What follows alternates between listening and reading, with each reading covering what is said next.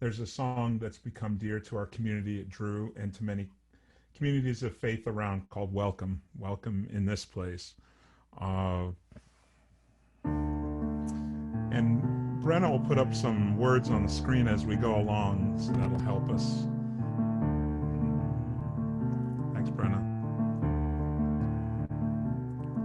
Let's walk together for a while and ask where we begin to build a world where love can grow and hope can enter in, to be the hands of healing and to plant the seeds of peace, singing welcome, welcome to this place. You're invited to come and know God's grace. All are welcome, the love of God to share, 'cause all of us are welcome here. All are welcome in this place.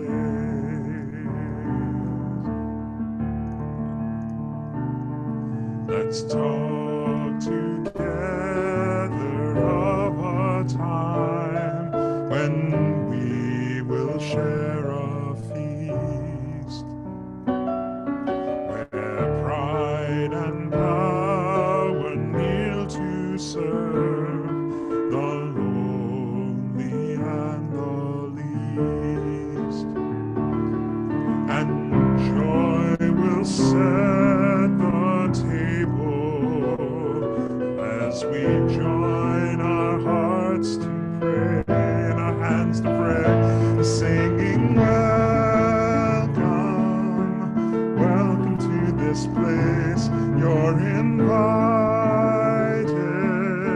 to come and know God's grace. All are welcome, the love of God to share, 'cause all of us are welcome here. All are welcome in this place. And then the last verse goes, let's dream together of the day when earth and heaven are one, a city built of love and light, the new Jerusalem. We could sing that verse again and maybe modulate it for today. We say, let's dream together of the day when all will come back home. A community built of love and light, we're gathered into one, where our mourning turns to dancing, every creature lifts its voice, crying welcome, welcome to this place. You're invited to come and know God's grace. All are welcome, the love of God to share, 'cause all of us are welcome here. All are welcome in this place.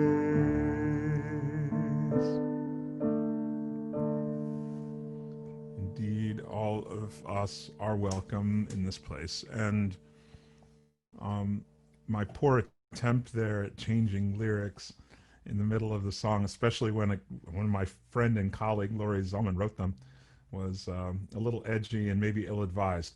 But the idea, it suddenly occurred to me while we were singing that uh, let's dream together of that day when we're going to get together again. Um, it has special significance, I think, right now, when mourning turns to dancing. Uh, of course, she's talking about Revelations, every tear wiped dry, and we will rejoice being back together again. So I don't know if some of you out there can write a song about that. I think I will. About uh, well, there's a couple like that. I'm thinking of let's see, what is that? When we all get to heaven, what a day of rejoicing that will be. When we all see Jesus, we'll sing and shout the victory. Little different kind of gathering there, but that song, Welcome, of course, is found in this book, Worship and Song. I didn't give you a link for that, Brenna, but we can find that one. It's published by Cokesbury, Abingdon Press, and for those of you who might not know it,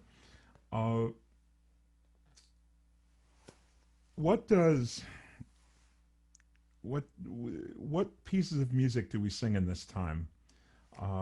This time where we're physically disconnected from our communities, facing technical challenges for some, and we don't have the typical resources that we might have when we're gathered together as a community.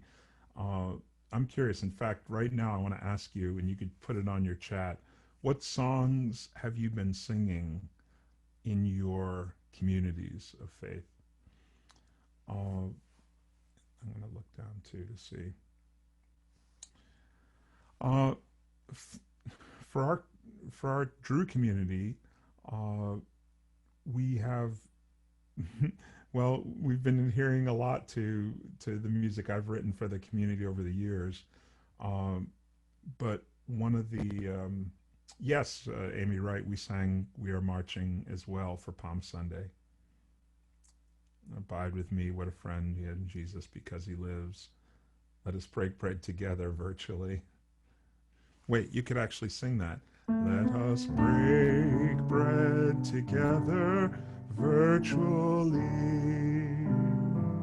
Very nice. Let us break. Oh, Kirsten, yes, that's brilliant. Did you even mean to do that? Yeah, of course you did. Yes, lots of public domain. Thank you for pulling that out. I've talked to, I think every publishing company right now in the country is letting people have a pass with blanket permission to use their music for church. The sacred music publishing companies that I've spoken with are giving that. You still need to ask permission, but it's in my case, I would say not better to ask for forgiveness than permission. I mean, anytime anyone asks if they want to sing something I've written, I say, of course, for worship, go for it. But right, one license, CCLI, and all major publishing companies are waiving any kind of fee right now.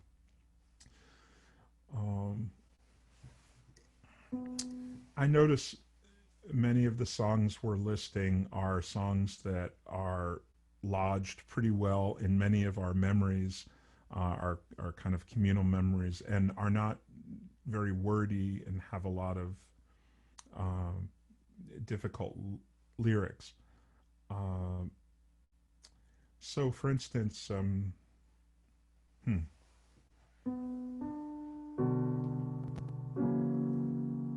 the spiritual that Sharon asked about, or that Sharon listed, I want Jesus to walk with me, you say. I want Jesus to walk with me. I want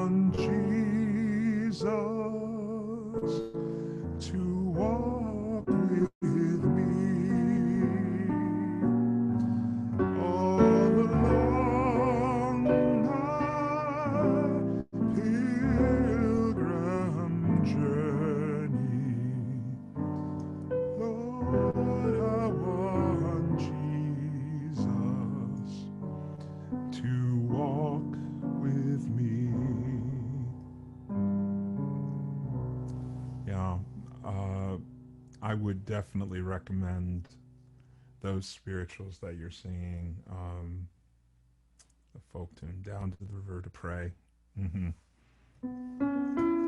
I went down to the river to pray, studying about that good old way, and who shall wear the starry crown? O Lord, show me the way. Oh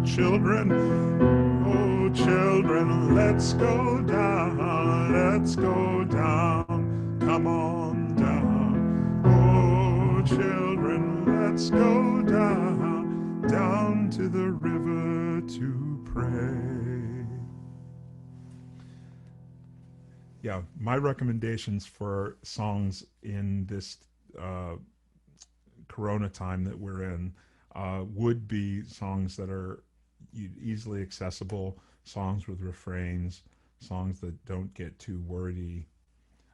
Tanya and I are going to talk a lot about, or that'll be a recurring theme for us, not to overload with long sermons, long songs, long services. All the songs you're listing are great. What does the Lord require of you? We'll sing one more of at least one more of a piece I've written that deals with Micah 6:8. So in these trying times, I want to keep words of justice in front of us as well as words of comfort. And this song helps. So for those of you who don't know it, it sounds like this, right? Mm-hmm. What does the Lord require of you?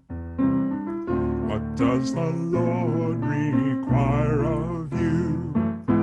What does the Lord require of you? I want to know. I want to know. Sing it again.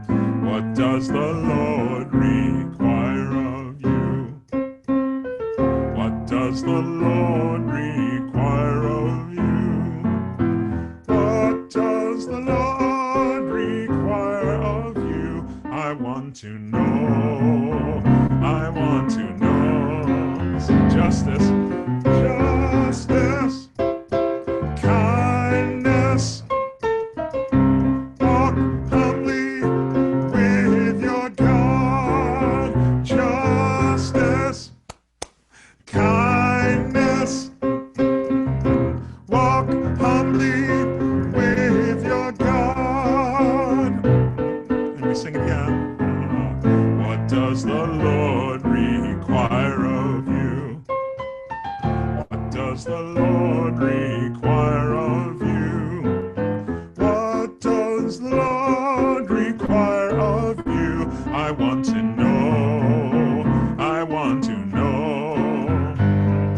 Justice, kindness. Walk humbly with your God. Justice, kindness. Walk humbly with your God. Yes. That piece, originally published as a choral octavo, is found in a book called Roll Down Justice. So, and Brennan can put that in the chat, a link to that, and it's become useful as a congregational song, those pieces right there. I want to invite you all too, as you're thinking of comments or questions to us, go ahead and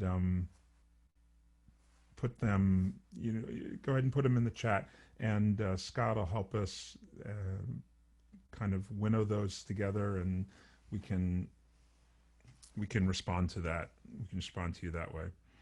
One more song, since I got mentioned privately to me from a friend who's on the chat. Although this song, it's a little tricky. I could send it as a PDF. It's not published. It's called "Ready for a Change." The words are by Rusty Edwards, who is great lyric of great hymn writer, and a collaborator of his, Jenny Lee Boyden, wrote these lyrics. And thank you, Becky, for reminding me about it, because it's a very appropriate song for now.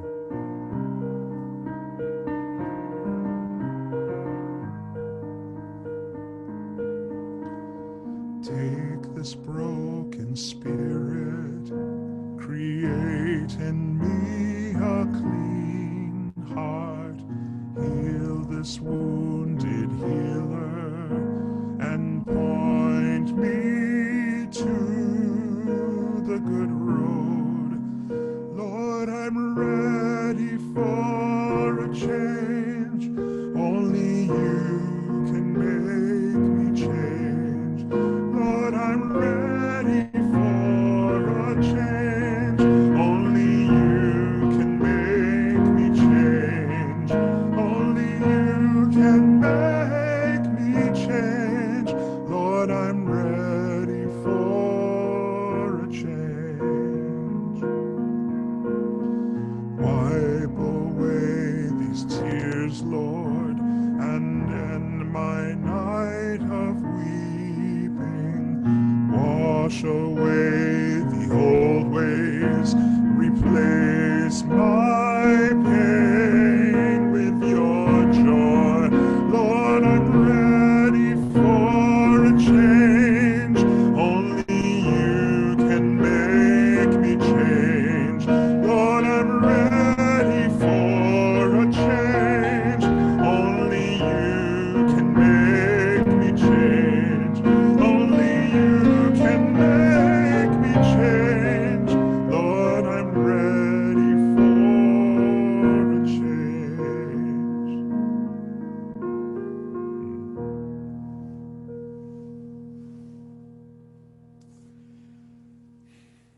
Tanya, talk to us about some of the ways in which worship has been getting delivered these last few weeks. Unmuted. That's awesome. Thanks, Mark, so much. Well, of course, it's been a seismic change, right? In the way that we've had to consider how to reach people in a way that's both very personal and very distant. And I actually have taken to adopting the term physical distancing rather than social distancing, because I think that we can still remain in social relationship together, and we have to figure out how to do that well. Many of you are doing this kind of work now, I'm sure, with your congregations and experimenting with a variety of digital platforms.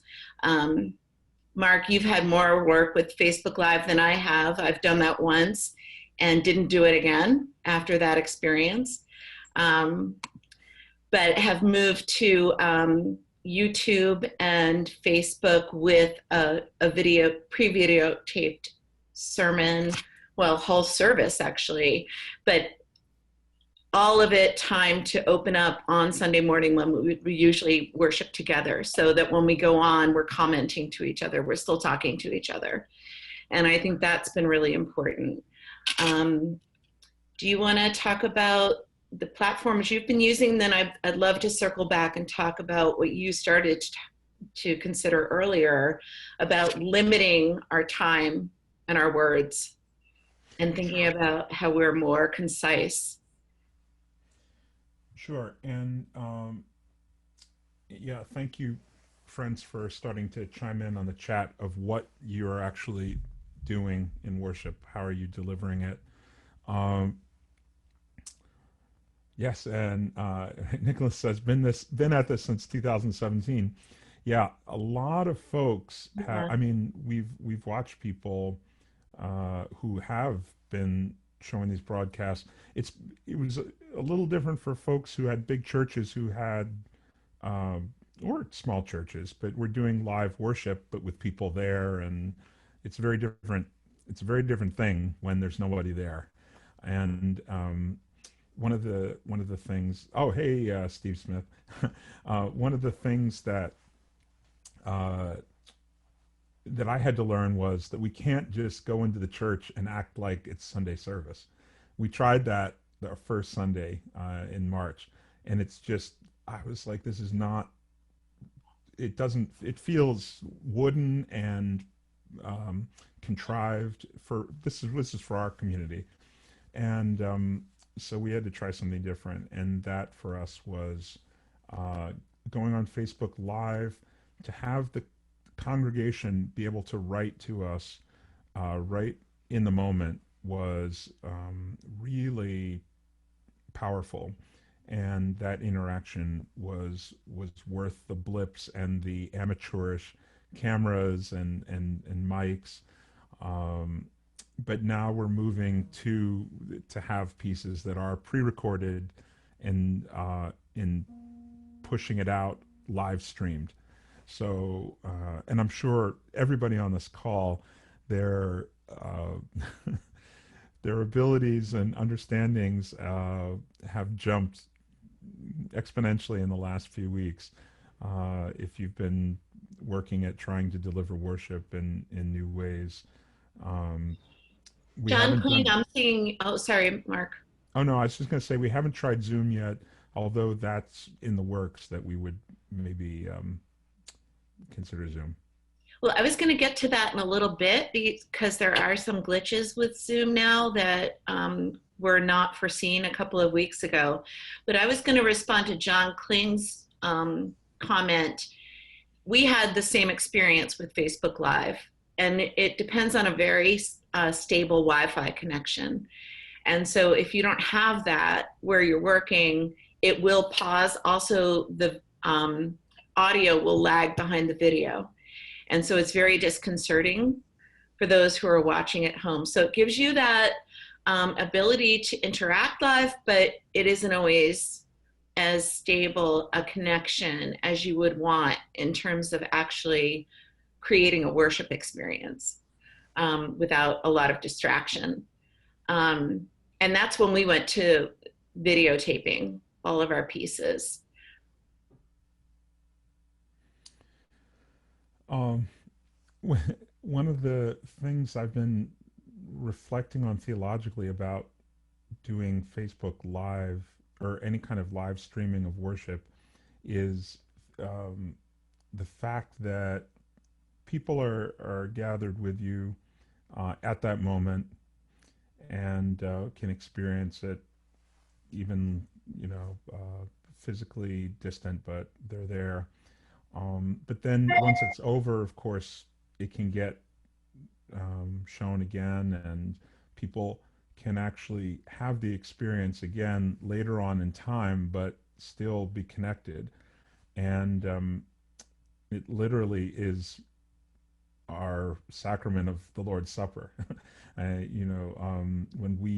When we have communion or Eucharist, and we reenact and we remember and we literally remember what Jesus did, is it's kind of like Jesus was on Facebook Live 2,000 years ago, and we now are continuing to watch it and be a part of it and reenacting it. And of course, Jesus was part of the Seder meal that was reenacted 2,000 years before that. So what a connection of I think there's some pretty solid theological ground for worshiping like this and understanding how we can we can be affected and affect others even when we're not in physical space or time together. So right, it does bring the world together. And so let's talk about some of the opportunities that this has brought us. And we've already mentioned this. Uh, that it well, I'll say it to you all. And I'm so appreciating you on the chat here. It's really great what you're bringing together. We need to preserve that somehow and get it out to everybody who's been on the call, on the Zoom call. In one sentence, What has been your most surprising opportunity in this moment with this kind of worship? What has been your greatest reward, maybe, in this worship? Um, for us in our church, we've managed to connect to a much larger congregation. People who've moved away, uh, people who are shut in, uh, people who would never be able to come to our church because they are worshiping somewhere else. Or we have a lot of members who, have things going on the weekends and haven't been able to come. Now they're watching, and it really is. That's been a great blessing and opportunity for us to kind of widen the circle. And we're creating an archive of our services. Many churches, of course, already were recording, but now we have we have a real archive. We've also been invited to offer our worship videos to the mayor's office, and he puts them on the public access TV, which is offering some other exposure to a broader community that might be interested in worshiping but doesn't have that capability through their own congregations. Yeah, that's wonderful about your translating the sermon and the homily, Nicholas. And yes, I find the prayer life is really powerful when people can communicate over the chat that happens in real time. And yeah, that connection of people being able to pray for each other that way. Kathleen, I see your question, and I actually have been really thinking about this hard. Like, what does it mean for us to reconfigure as a physical congregation? And is this a ministry that we continue well beyond its necessity, right? Necessity right now, into its accessibility? And how do we continue to be relevant in ways that we might not be able to be physically? Like, we really don't know, do we? We're living in a very liminal space. And so the question is, what will this all look like? Kathleen, what do you think?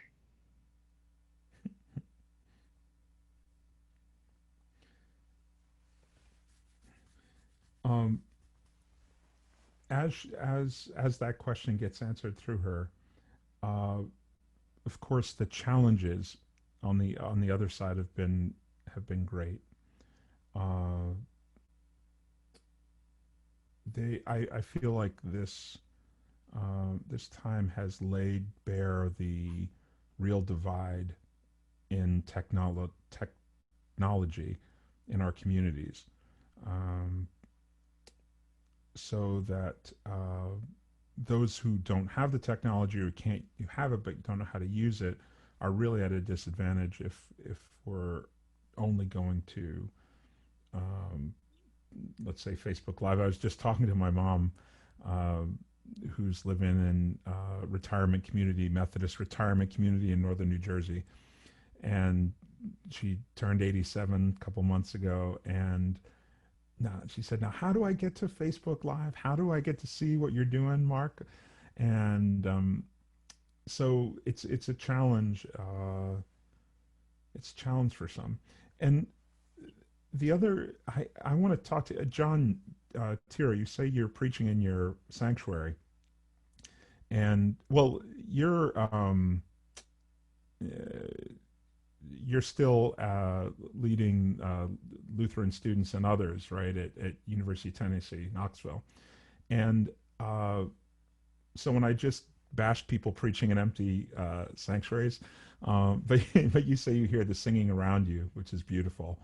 Um, I I've really been pressing our senior pastor to preach less time. He'll usually preach a 20-minute, 25-minute sermon, But our congregation at this point, I think, needs to hear less.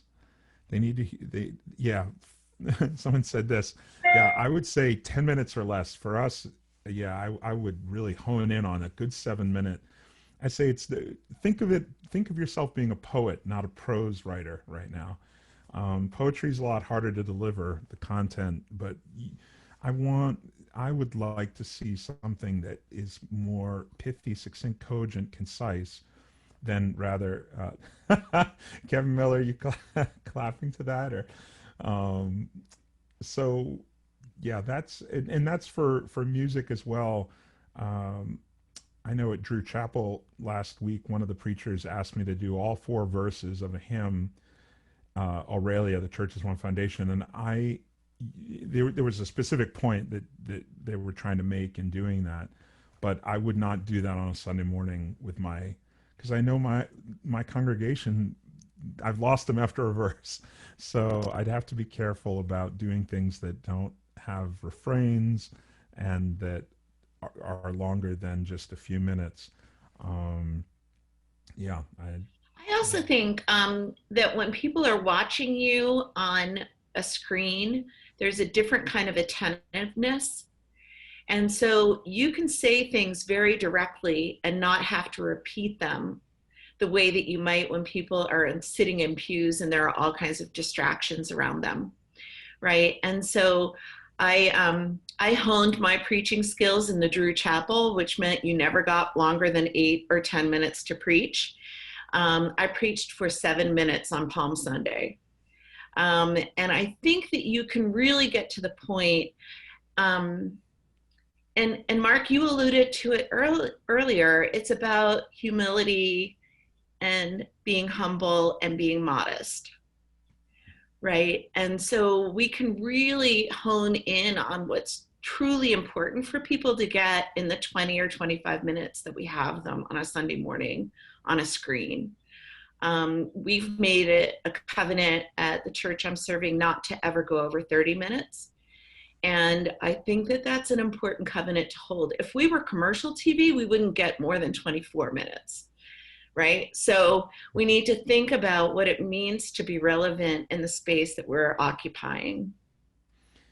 and it occurred to me too that our church is offering more times to connect as a community. So we've broken the congregation down into a dozen different communities, or I think 8 or 9, of 8 people each, and invited them to go ahead in whatever way they seem best to connect by phone, by Zoom, however but to bring those small groups together, as well as doing a midweek prayer session, as well as doing my Friday afternoon sing-in. So, and then Sunday morning. So we have more, we're trying to keep the opportunities open for people to gather, but do it in smaller chunks. I think that's something that's been helpful for us. Um, so I had written down, what's the difference between delivering a sermon? Our preacher said delivering a sermon online, he finds himself having to speak slower. He doesn't want to use as many words, and he wants to not go quite as quickly. Uh, and Tanya says she actually has watched herself use shorter words, words with less syllables in them, And shorter sentences. shorter sentences. Um, Not because it's not de-intellectualizing the sermon, it's making it more deliverable. Mark came up with this analogy of prose versus poem when we were talking about that today, and I think that's right. But we know that when you read a poem out loud, it has a certain impact on you, right? That reading a paragraph out loud does not. And so I think to think about the way you construct your message, I wanted to say almost, yeah, your theological reflection in a way that is sort of these pithy one-liners, right? Where you're not trying, I'm a storyteller by nature in the way I preach, but how do I make that a really concise and direct telling. And I want to go back too to my critique of our own community. Telling my pastor I don't think he should vest. I don't think he should be in the pulpit. Because we talked about this. I said, last week, for the first time, I watched the Pope in the liturgy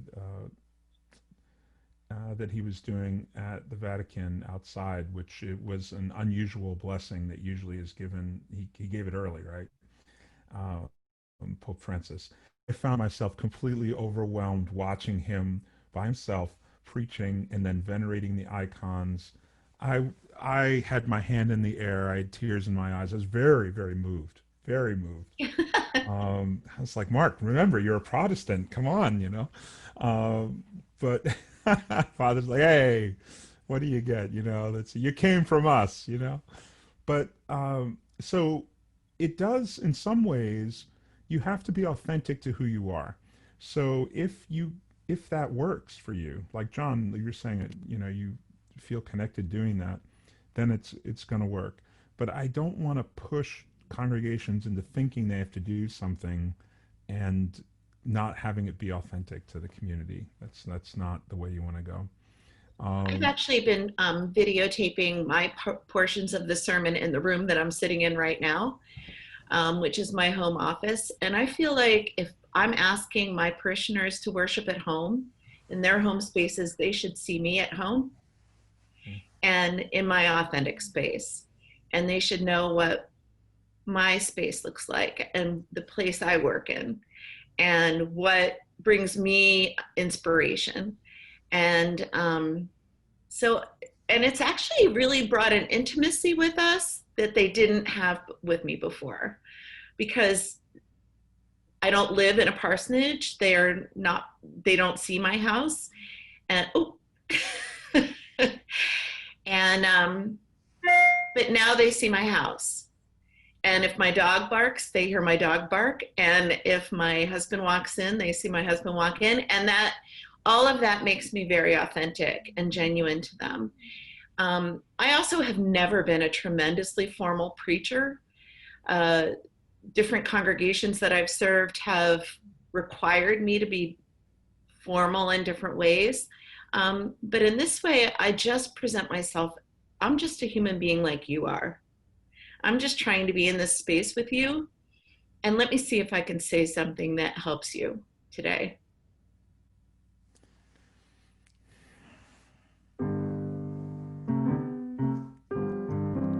All this talk of authenticity, and then I put that background in. But actually, I took that picture a few days ago on my walk around our neighborhood. So no matter what people say or think about me, I am a child. I am a child of God. No matter what people say or think about you, you are a child. You are a child of God. Let's go on the next verse. No matter what the world says, no matter what the world says or thinks about me, I am a child. I am a child of God. No matter what the church says, no matter what the church says, decisions, pronouncements on you, you are a child. You are a child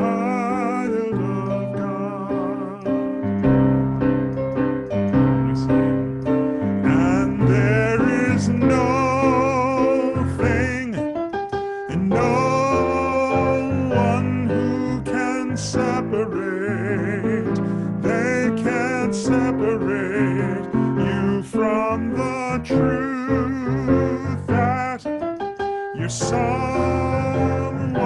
you are family, you are meant to be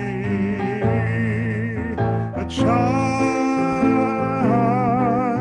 a child of God. You are a child, a child of God.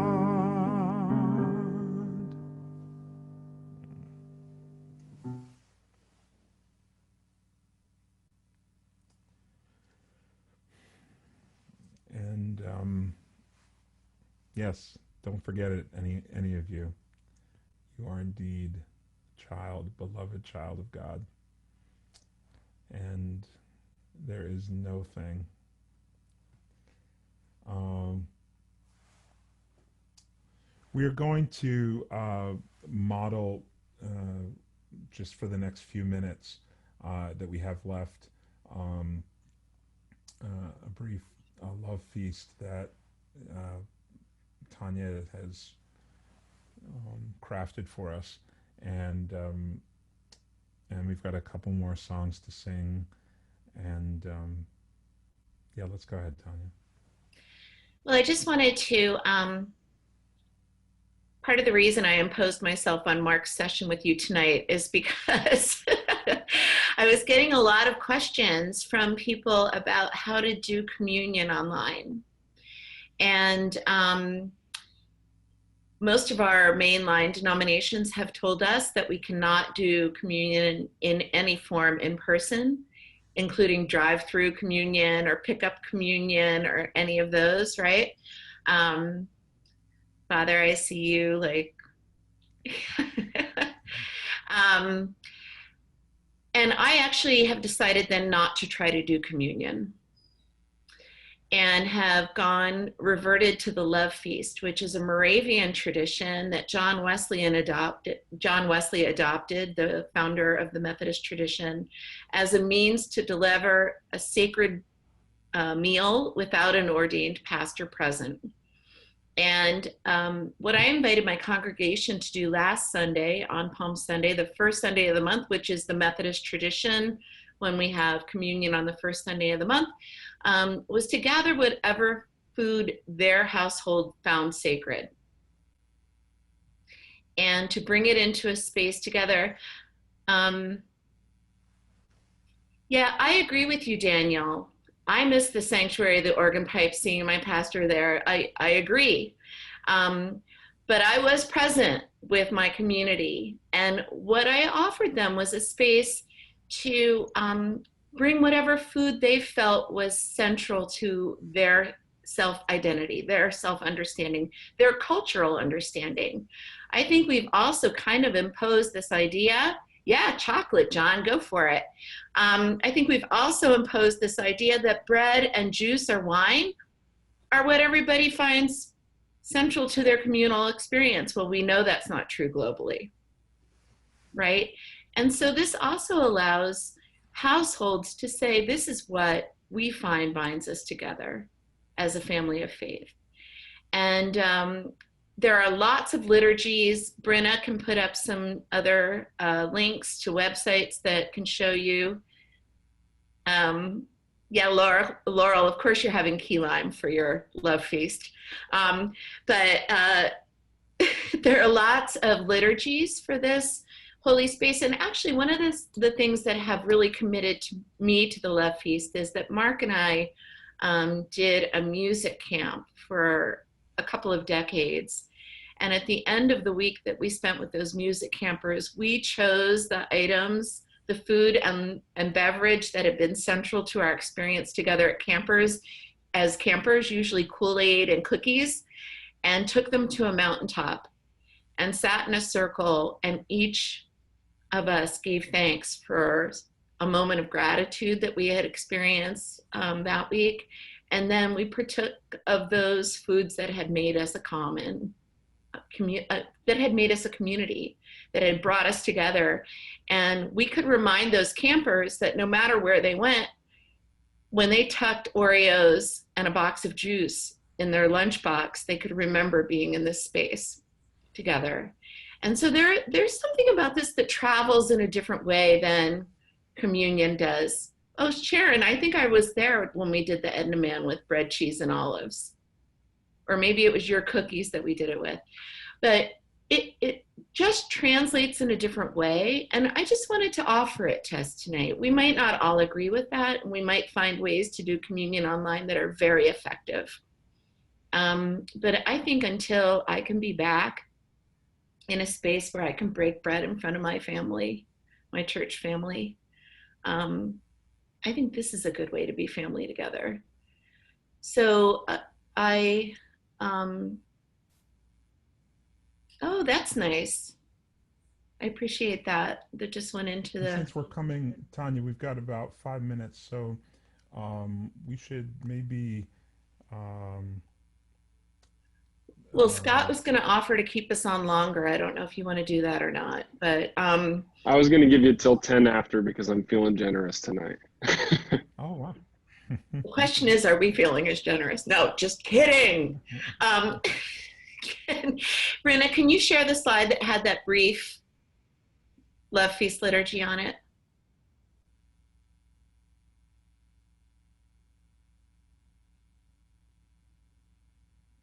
This is a very brief Love Feast, and this is the one that we did on Palm Sunday.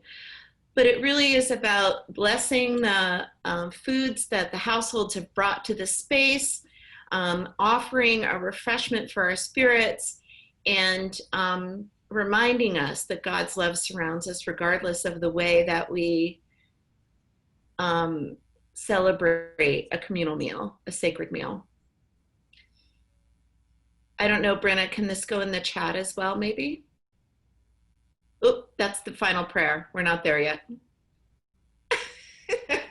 Thank you. We could say this all together. All right. Could we join together? God, we welcome your presence with us. May the food and companionship we share nourish our bodies, hearts, and minds. May Our spirits be refreshed. We live in the light of your presence. with us Now and at all times and places. Amen. As you share in your sacred meal, may you be reminded that God loves you. God loves us all. all. God loves us all.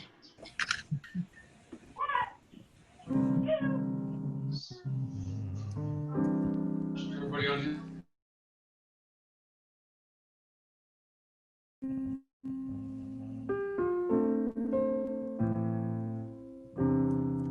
I need you, you need me.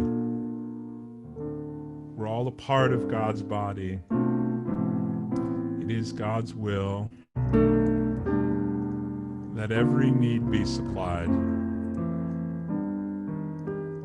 You are important to me. I need you to survive. The song's by David Fraser, made famous by Hezekiah Walker, and we could sing it together. I need you, you need me. We're all a part of God's body. Stand with me, agree with me. We're all a part of God's body. It is God's will that every need be supplied. You are important to me. I need you to survive. You are important to me. I need you to survive.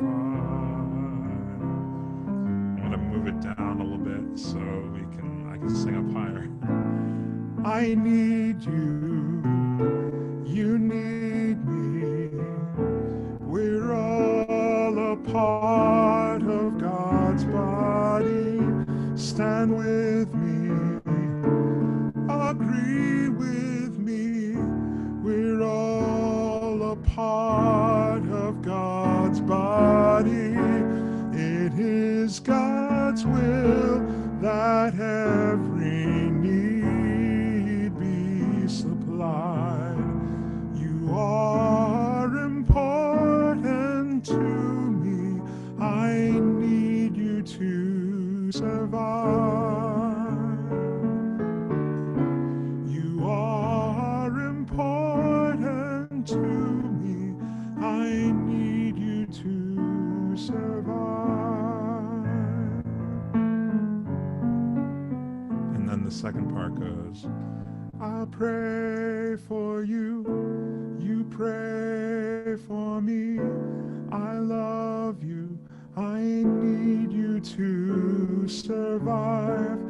I won't harm you with words from my mouth. I love you, I need you to survive. I pray for you, you pray for me. I love you, I need you to survive. I won't harm you with words from my mouth. I love you, I need you to survive. I pray for you, you pray for me. I love you, I need you to survive. I won't harm you with words from my mouth. I love you, I need you to survive.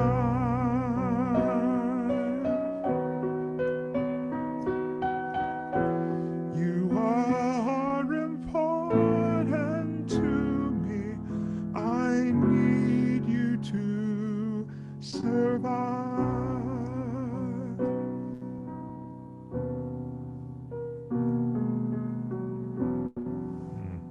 I don't know of a better song these days to sing. If you can make it through singing it, I need you to survive. Yeah.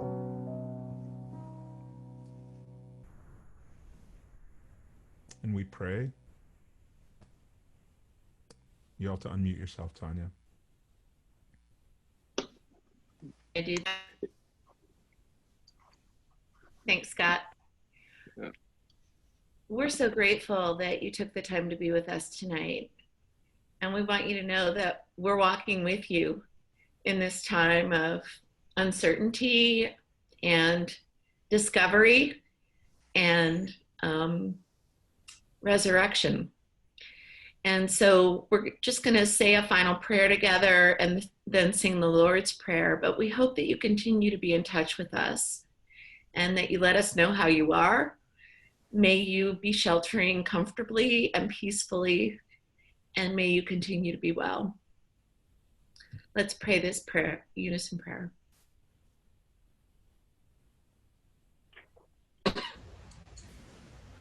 Loving God, Love of grace, in this time time of of uncertainty, disease, and loss, We wait age and isolation, isolation, the rising of the sun. for your orders Know now you are with us now and always, and always, in all all times and times places, and places. where we and that go. assurance brings us hope. Did Mandy not come again? So may we May we go go into this good night, Why? knowing that knowing that We are held in the grip of your fierce your love fierce love that love never never lets us lets us go. go. In In the the courage courage of a risen Christ that that overwhelms overwhelms every Fear. fear, and in in the the imagination and of the Holy Spirit that that always always makes a way where sometimes we can't sometimes see it. can't see it. Let us Let go us in go in peace, Peace, love, and and joy. and joy. especially joy. Amen. Amen. Our God in heaven,